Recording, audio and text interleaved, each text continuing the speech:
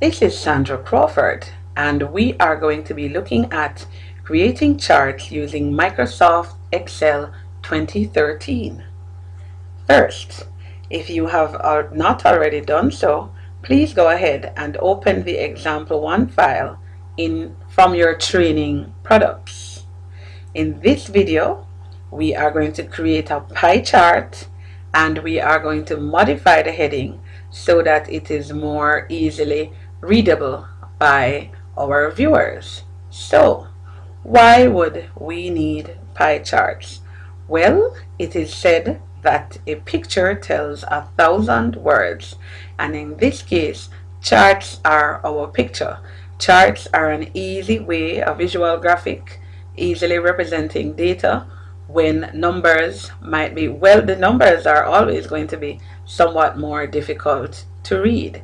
And the pie chart in particular is good for when you need to show proportional data. That's like what percentages or what is a fraction of what. So without further ado, let's go. Step 1, select your data. Here we go. Select with me. And at this point, I'd like to remind you that you may always pause the video or rewind as necessary if you didn't get a step. So back to our pie chart. So your data is now selected. Let's go up to the ribbon, and by ribbon I mean this group of options up here. These are common in all Microsoft Office files, and we are going to click the Insert tab. Remember that our data should be selected at this point. Now when we click the tab, we see various options of things, items that we could conceivably insert onto our spreadsheet, but we want a pie chart, and here we go. This is obviously a pie chart icon, and as you can see, when I mouse over it, it identifies itself and tells us why use the pie chart. So in order to get the chart, we are now going to click on the icon. So click with me, please. Here we go.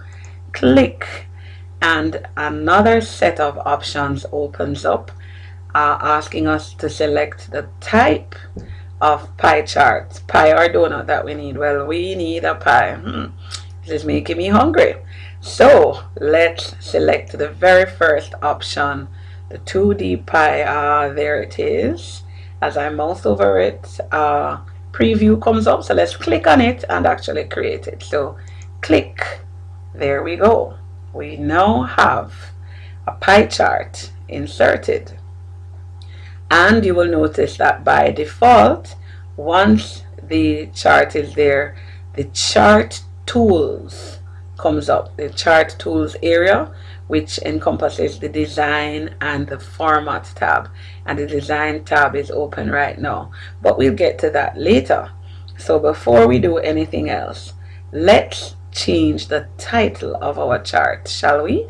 So in order to change this chart title, we simply mouse over to it and click, and there we go. Once we click on the title area, the highlight, it is highlighted. See that box around it with the little blue handles coming up, and I want to change the title from costs, because costs really tell us nothing. Costs of what?